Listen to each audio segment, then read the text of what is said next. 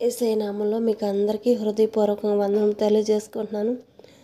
ప్రియ సహోదరులారా, మరి ఈ రాత్రి వేళ సమయం దేవుడు మనతో మాట్లాడిన వాగ్దానం మరి ప్రేయర్ చేసుకొని వాక్యం చెప్పుకొని మొదలు పెట్టుకుందాము. స్తోత్రం తండ్రి, స్తోత్రం నాయన, దయగల రాజా, ప్రేమ గల మా తండ్రి, మీ బంగారు పాదములకు నైనా వెలకట్టలేని నా తండ్రి ప్రభా, స్తుతులు స్తోత్రం చెల్లించుకుంటూ వందనం తెలియజేసుకుంటున్నామయ్యా. ఉదయకాలం సంబంధించిన ఈ సమయం వరకు నేను మమ్మల్ని అందరూ సజీవులకు ఉంచి నా తండ్రి కాచి కాపాడిన దేవుడు అయ్యా. అందరి బట్టి మీకు స్తోత్రం నైనా నా తండ్రి ప్రభా, నీ నామానికి మహిమ తెచ్చుకోండి, నీ నామానికి ఘనత తెచ్చుకోండి అయ్యా. మహిమను తగ్గించుకుంటూ నీ నామాన్ని హెచ్చించుకుంటున్నాం ప్రభా. ఈ ప్రార్థన అంతట్లోనైనా నా తండ్రి నీ కృపతోడుగా ఉంచినైనా నా పెదవుల్ని స్థిరమైన బోరుగా వాడబడండి. నీ జ్ఞానాన్ని నాకు దయచేయండి అయ్యా ప్రభా. నాకైతే నైనా నా తండ్రి నేను నోటి మాటలే చెప్పగలుగుతానయ్యా, కానీ నా తండ్రి ప్రభా నీ ఆత్మ ద్వారా నైనా అభిషేకించండి. ఏ బిడ్డ ఏ శ్రమలో ఉన్నప్పటికైనా ప్రతి ఒక్క బిడ్డతో మాట్లాడండి. ఏ బిడ్డ ఏ విధంగా నీ ఆశీర్వాద మేలులు పొందుకోవాలనైనా ఆ బిడ్డలకు తెలియపరచండి అయ్యా. నీ ఆత్మ కృపావరాలతో అభిషేకించి పూర్తిగా నా తండ్రి ప్రభా ప్రతి ఒక్క బిడ్డతో మాట్లాడండి అయ్యా. ప్రతి ఒక్క కుటుంబంలోనైనా నా తండ్రి ప్రభా ప్రత్యేకంగా నా తండ్రి ప్రభా ఈ రాత్రి వేళ సమయంలో ఈ వేళ సమయంలో నా తండ్రి ప్రభా ఈ రాత్రి వేళ సమయంలో నా తండ్రి ప్రభా మమ్మల్ని నా తండ్రి ప్రభా నా తండ్రి ప్రేరేపించినైనా నా తండ్రి నడిపిస్తున్న ఈ ప్రార్థన అంతట్లో నా తండ్రి ప్రభా నీ బిడ్డల కోసం చేస్తున్న ప్రతి ఒక్క ప్రయాసనైనా వ్యర్థం కాకుండానైనా ప్రతి ఒక్క బిడ్డ మేలులు పొందుకున్నైనా నీ సన్నిధిలో సాక్షులుగా వాళ్ళందరినీ నిలబెట్టుకోబోతున్నందుకే స్తోత్రం నైనా. ఆ బిడ్డ ఏ సమస్యలు అయినప్పటికీ నా తండ్రి ప్రభా సమస్యలన్నీ తీరిపోయినైనా క్రొవ్విన దూడవలన నా తండ్రి ప్రభా గంతులు వేసుకుంటూ ఆనంద గంతులు వేసుకుంటూనైనా ఆ బిడ్డ ఎక్కడి నుంచి ఉన్నారో ప్రభా అక్కడ నా తండ్రి నీ సన్నిధిలో సాక్షులుగా వాళ్ళందరినీ నిలబెట్టుకోబోతున్నందుకే స్తోత్రం తండ్రి, స్తోత్రం నాయన. మా గొప్ప దేవ, మరి నా తండ్రి ప్రభా నా నాలుకెళ్ళ వెళ్ళ నిన్ను మాత్రమే స్తుతించాలయ్యా. నా మోకాళ్ళ నీకు మాత్రమే మోహరించాలి ప్రభా. మరి ఈ రాత్రి వేళ సమయంలోనైనా నా తండ్రి నువ్వు ప్రేరేపించిన ప్రేరేపణ బట్టి నా తండ్రి ప్రభా ముందుకు వచ్చాను ప్రభా. దీవించండి, ఆశీర్వదించండి ఆ బిడ్డలు నా తండ్రి ప్రభా. ఏ బిడ్డ దేనికోసం ఎదురు చూస్తుందో వాళ్ళందరినీ దీవించి ఆశీర్వదించండి నా తండ్రి ప్రభా. నీ నామాన్ని మహిమపరచుకొని నీ నామాన్ని గనపరచుకొని మాకు మేము తగ్గించుకుంటూ నీ నామాన్ని హెచ్చించుకుంటున్నాను తండ్రి ప్రభా.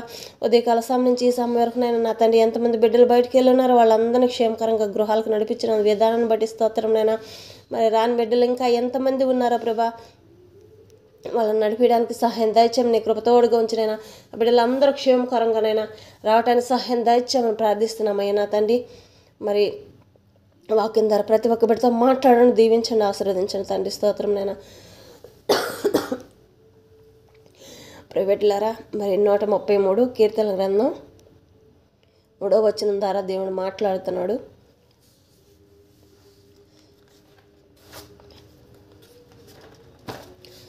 సియోను కొండల మీదకి దిగువచ్చు, హెర్మోను మంచు వలె నుండును, ఆశీర్వాదమును శాశ్వత జీవమును అచ్చట నుండవలెనని యెహోవా సెలవిచ్చి ఉన్నాడంట. సియోను కొండల మీదకి వచ్చు, హెర్మోను మంచు వలె నుండునంట. ఆశీర్వాదాల మేలులు దేవుడు ఈరోజు ఎన్ని ఆశీర్వాద మేలులు ఇస్తున్నాడో. ఆశీర్వాదం అంటే చెప్పలేని శాశ్వత జీవమునంట. శాశ్వతంగా ఇంకెప్పటికీ తరగనంత ఆశీర్వాదాలు ప్రతి ఒక్క దాంట్లో దేవుడు ఈరోజు మనతో మాట్లాడుతున్నాడు. సియోను కొండల మీదకి దిగవచ్చు హెర్మోను మంచు వలె నుండునంట. ఎలాగంటే సియోను కొండ మీద మంచు వాలినప్పుడు ఎంత అందంగా తెల్లగా ఉంటుందో దానికి ఇంకా ఎక్కడ ఉండదు ఏమి, ఇంకా దాంట్లో చూడటానికి కూడా ఏ ఆకారం కనిపించదు అనమాట.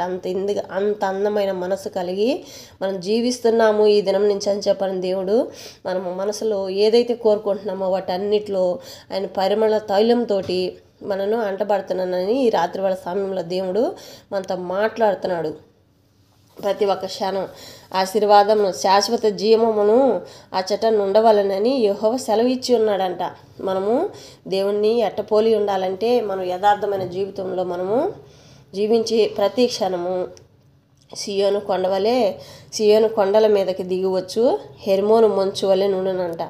మన గృహంలో ప్రతి ఒక్క బిడ్డ పైన అదే వర్షాన్ని కురిపిస్తున్నాడు దేవుడు. ఆశీర్వాద వర్షాలని కుమ్మరిస్తున్నాడు అనమాట. శాశ్వత జీవాన్ని ఇస్తున్నాడంట. మనకి ఎవరు వచ్చి అపవాది ఏ ఒక్క క్షణాన్ని మనం ముట్టుకోవాలన్నా అది భయపడి పారిపోతుందంట.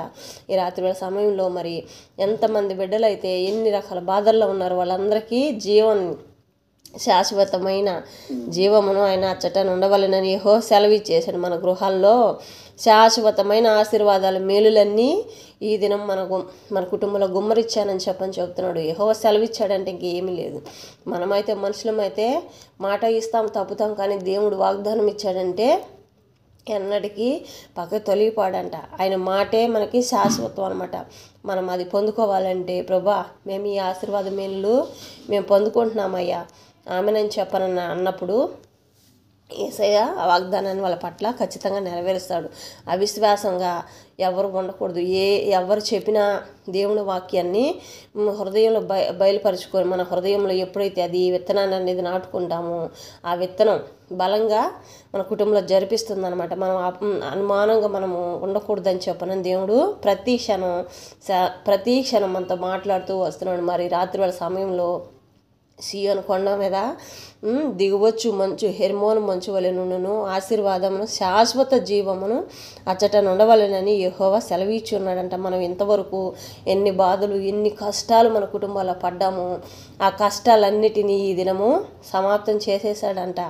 హెర్మోను మంచు వలె నుండును అని చెప్తున్నాడు. మరి ఆయన కృప ఆయన ఆశీర్వాదమును శాశ్వత జీవమును మనం అచ్చట ఉండవలెనని అభిషేకించి దేవుడు వెళ్ళాడని చెప్తున్నాడు.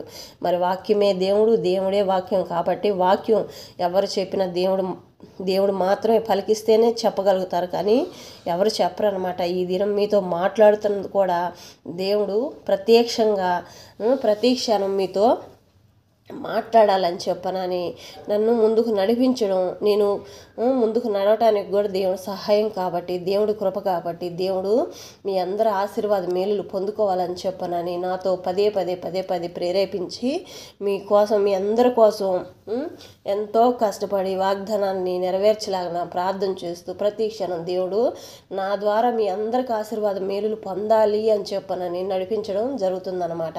మరి అట్టి కార్యాలు ఎంతమంది కుటుంబాల్లో జరగబోతున్నాయో దేవుడు జరిపిస్తున్నాడు. ఆశ్చర్య కార్యాలు, అద్భుత కార్యాలు.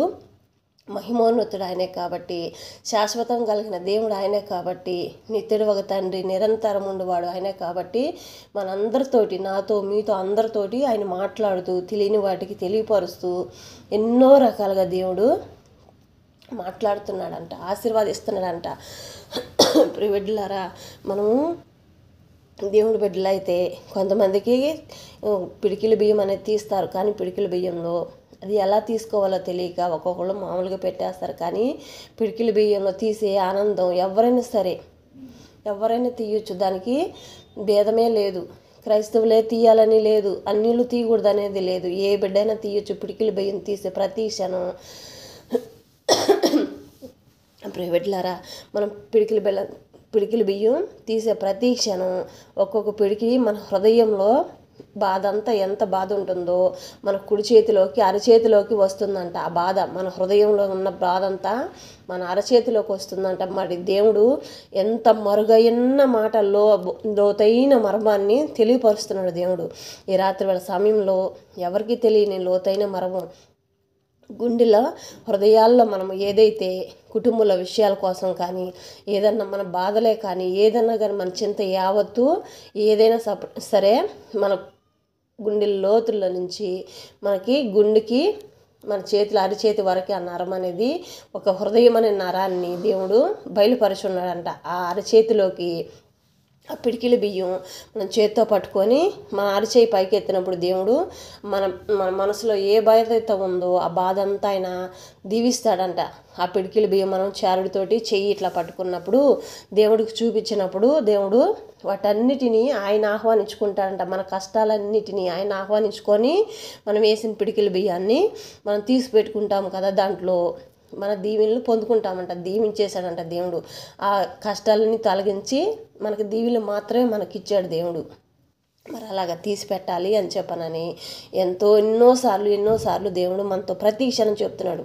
ఆ తీసిపెట్టే ప్రతి క్షణం ఉదయకాల సమయంలో మనం తీసే ప్రతిదీ రాత్రివేళ సమయం నుంచి ఉదయకాల సమయం వరకు ఎన్ని సమస్యలున్నా, ఎన్ని సంతోషాలైనా, బాధలైనా, ఎన్ని కష్టాలు మన మనసులో, మన హృదయాల్లో, ఏ విషయాల్లో మనము ఏదైనా బిజినెస్ పెట్టాలన్నా, ఏదన్నా జాబ్ గురించి కానీ, వివాహ విషయాల్లో కానీ, కుటుంబంలో అసమాధానాలు కానీ, సంపాదనలో కానీ, ఏమీ లేదన్న సమస్యల్లో కానీ, ఏ సమస్య అయినప్పటికీ మనం రాత్రివేళ సమయం నుంచి మనము ఏదైతే మన మనసులో ఆలోచన చేస్తూ ఉంటామో, ఏదైనా మంచి పని చేయటానికి ముందుకు వెళ్తున్నాం, ఈ ఆటంకాలు ఎదురుపడుతున్నాయి అని చెప్పిన మనం పడే వేదనంతా ఆ పిడికిలి బియ్యం రాత్రివేళ సమయం నుంచి పడుతున్న హృదయ ఆలోచనలన్నీ మన అరచేతిలోకి వస్తాయంట.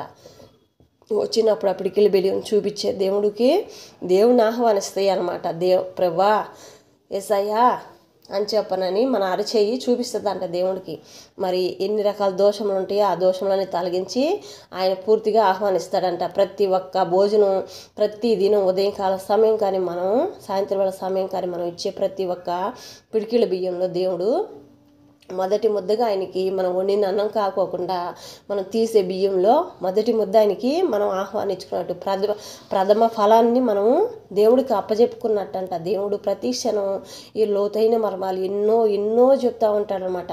మళ్ళీ అలాగే ఉదయకాల సమయం నుంచి సాయంత్రం వేళ సమయం వరకు మనం ఎన్ని సమస్యలు అయితే ఉన్నాయో, రాత్రి వేళ సమయం మనం అన్నం వండుకునే సమయాన మళ్ళీ ఆ పిడికిలి బియ్యం మళ్ళీ చారడి తీసుకొని మనం మనసులో యేసయ్యా నన్ను దీవించు అని చెప్పని అనుకొని ఆ పిడికిలి బియ్యం మళ్ళీ డబ్బాలో వేసి నెల రోజులు లాస్ట్ 30వ తారీఖు ఉంటుంది కదా, అట్లాగా ఆ దినం రోజు దేవుని మందిరానికి వెళ్ళినప్పుడు మనం అవి అప్పచెప్పినప్పుడు మనం ఈ నెల రోజుల నుంచి మనం ఎన్ని కష్టాలు పడ్డామో, ప్రతి దినం ఉదయకాల సమయం నుంచి రాత్రి వేళ వరకు, రాత్రికాల సమయం నుంచి తెల్లారి వరకు ఎన్ని సమస్యలు మన మనసులో ఉన్నాయో ఆ మనసులో ఉన్న సమస్యలన్నీ అరిచేయి చూపించినప్పుడు దేవుడికి ఆహ్వానించుకుంటాడంట. అయ్యో నా బిడ్డ ఇన్ని బాధలు పడుతుందా, ఇన్ని దోషములు బిడ్డ పైన వెళ్తున్నాయా, ఇంత భయపడుతుందా నా బిడ్డ, ఇన్ని సమస్యల్లో ఎందుకు మునిగిపోయింది నా బిడ్డ అని చెప్పనని ప్రతి క్షణం ఆయన మనం వెంటే ఉంటాడంట.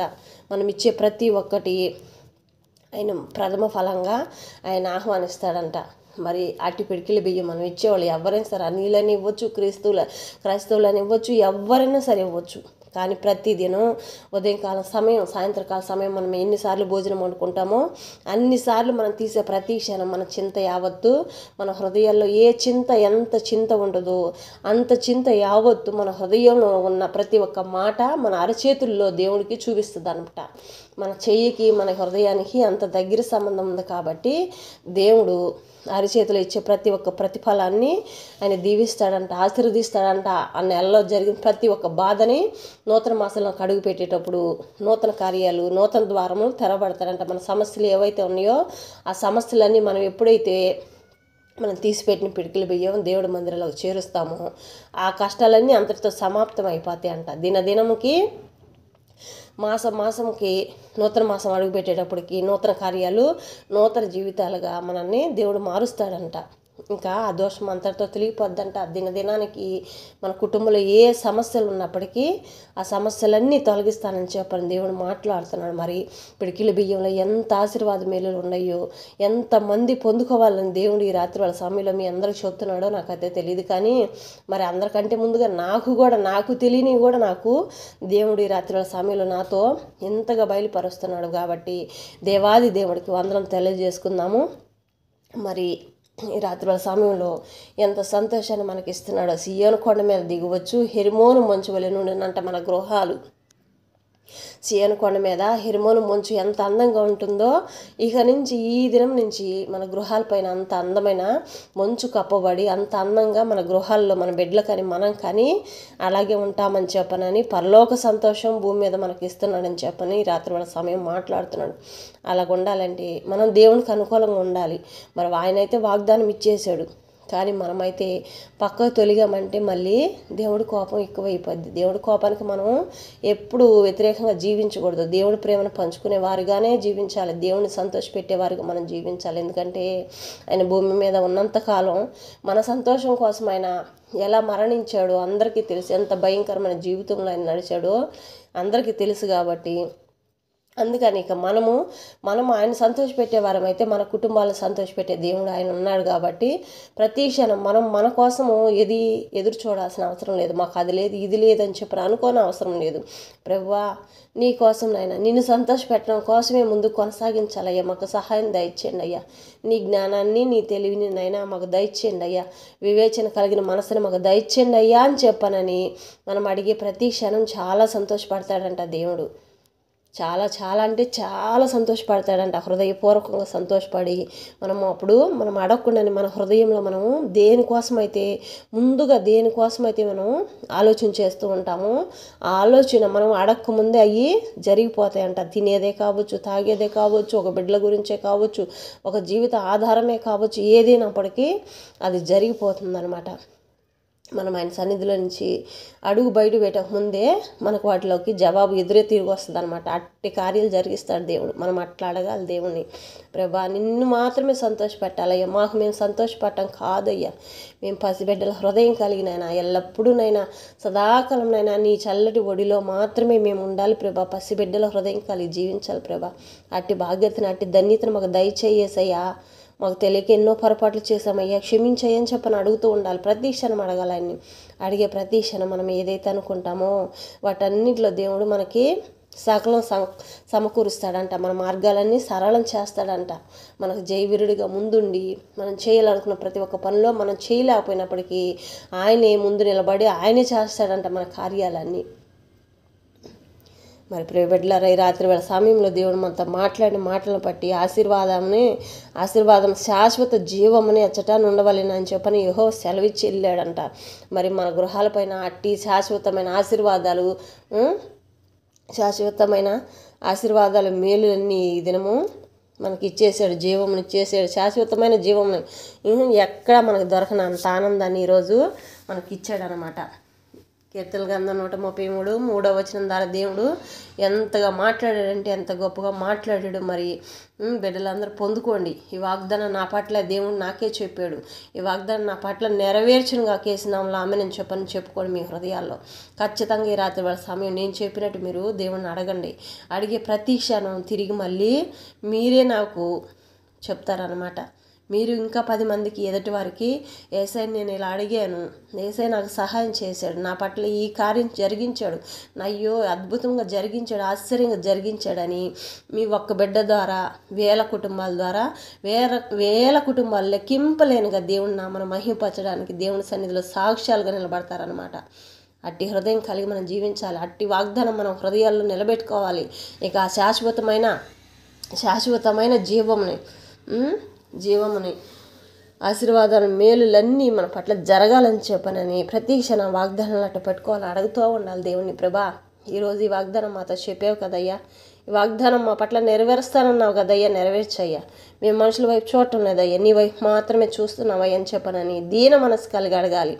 మనము అహంకారంతో మాట్లాడకూడదు. దేవుడి దగ్గర అహంకారంతో మనం మాట్లాడితే ఆయన కోపం వస్తుంది. కానీ ప్రేమ కలిగి, ప్రభా నువ్వు చాలా మంచివాడువయ్యా, చాలా జాలి కలిగిన దేవుడువయ్యా, నిన్ను ఆశ్రయించిన వారికి ఏది కొదువునదయ్యా. ప్రభా నిన్ను మాత్రమే బతిలాడుకుంటున్నామయ్యా. నా తండ్రి నాకు సహాయం చేయవా, యేసయ్యా సహాయం చేయవా అని చెప్పనని ఆయన్ని ప్రేమతో ఆహ్వానించుకోవాలి. ప్రేమగా జాలిగా అడగాలి ఆయన్ని. కోపంగా ఘనంగా అడిగితే అని కోపం. మన మీద అధికారం ఆయనకి తప్ప ఆయన మీద అధికారం మనకు లేదు భూమి మీద. మనకి ఆయన ఇచ్చే భిక్షే మన జీవితాలు. కాబట్టి మనము భూమి మీద ఉన్నామంటే, సజీవ లెక్కలో ఉన్నామంటే ఆయన మనకు తోడు ఉన్నాడనే ఎన్ని కష్టాలు వచ్చినా, ఎన్ని సమస్యలు వచ్చినా దేవుడు మనతోనే ఉన్నాడని నమ్మండి. ఎందుకంటే కష్టాలు ఉన్న చోటే దేవుడు ఉంటాడంట. ఏ కుటుంబంలో ఎటు చూసినా శ్రమలు, ఎవరిని పిలిచినా కూడా శత్రువులుగా మారిపోతున్నారు అనుకున్న చోట దేవుడు ఖచ్చితంగా ఆ గృహంలోనే ఉంటాడు. ఎన్నో భయంకరమైన సమస్యలు ఎదురైనప్పటికీ ఏ ప్రాణికి అపకారం కలగకుండా ఆ ప్రాణాన్ని రక్షింపజేసుకుంటూ వచ్చాడు అంటే, మన భూమి మీద ఉన్నాము అంటే అదే ఆయన కృప. ఆయన మనకి తోడుగా ఉన్నాడు, ఆయన మనల్ని ఎంచుకున్నాడు అని చెప్పననే ఒక్క నమ్మకం మనలో ఉండాలి. కష్టాల్లో ఉంటేనే దేవుడు మనకు తోడు ఉన్నట్టు. మన కష్టాలు లేని చోట దేవుడు ఉన్నాడు అంట. ఎందుకంటే వీళ్ళు నా బిడ్డలు కాదు, నేను ఎన్ని శ్రమలు పడ్డాను, నా బిడ్డలో శ్రమలు పడే ప్రతి ఒక్క బిడ్డ నా బిడ్డ అని చెప్పనని దేవుడు నమ్ముతాడంట. శ్రమలు మనం కొనుక్కొచ్చుకునే కాదు, వాటి అంతటికి అయ్యే వస్తాయి. అవి వచ్చినప్పుడు దేవుణ్ణి వదిలిపెట్టకుండా దేవుణ్ణి పాదాలు పట్టుకొని, ప్రభా ఇవేంటయ్యా, ఎందువల్ల వస్తున్నాయి ప్రభా అని చెప్పనని మనము ఆయన్ని దీన మనసు కలిగి అడిగితే ఆయన జవాబిస్తాడు. హృదయంలో నుంచి మాట్లాడతాడు, ఆయన స్వరం వినిపిస్తాడు. మూలుగుల శబ్దం వినపడతాయి, మెల్లనైన స్వరంతో మన చెవులకు వినిపిస్తాడు అనమాట. ప్రియబిడ్డలారా, ఈ రాత్రి వేళ సమయంలో మరి ఇంత ఆశీర్వాదమును శాశ్వత జీవమును మన కుటుంబాల్లో మన పైన అభిషేకించానని చెప్పనని దేవుడు సెలవిచ్చేశాడంట, వాగ్దానం ఇచ్చేశాడు. ఈ రాత్రి వేళ సమయంలో మరి పొందుకోండి, ప్రతి ఒక్కళ్ళు పొందుకోండి. యేసయ్య మేము పొందుకున్నామని చెప్పని, ఆమెనని చెప్పనని, యేసు నామంలో పొందుకున్నామయ్యా ఆమెనని చెప్పని 7 మార్లు చెప్పుకోండి ఆమెనని మీరు లెక్క పెట్టుకొని వాగ్దానం చేసుకోండి. మేము హృదయాల్లో వాగ్దానాన్ని నెరవేర్చుకొని మేము పొందుకున్నామయ్యా అని చెప్పానని, యేసునామములో ఆమెను చెప్పాను అనుకుని 7 సార్లు చెప్పుకుంటే ఆ వాగ్దానం ఖచ్చితంగా విని వదిలేసే వరకు కాకుండా హృదయంలో భద్రపరుచుకుంటే అది మీ పట్ల జరిగిస్తానని చెప్పని ఈ దినం మాట్లాడుతున్నాడు దేవుడు. మరి కళ్ళు మూసుకొని ప్రార్థన చేసుకుందాము.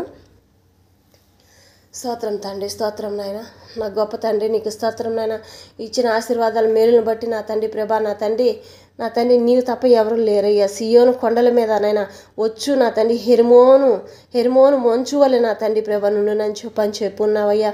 మరి నా తండ్రి ఆశీర్వాదమును, నా తండ్రి శాశ్వత జీవమునైనా మా పైన నైనా అభిషేకించానని చెప్పని చెబుతున్నావయ్యా. నా తండ్రి సెలవిచ్చి ఉన్నానని చెప్పని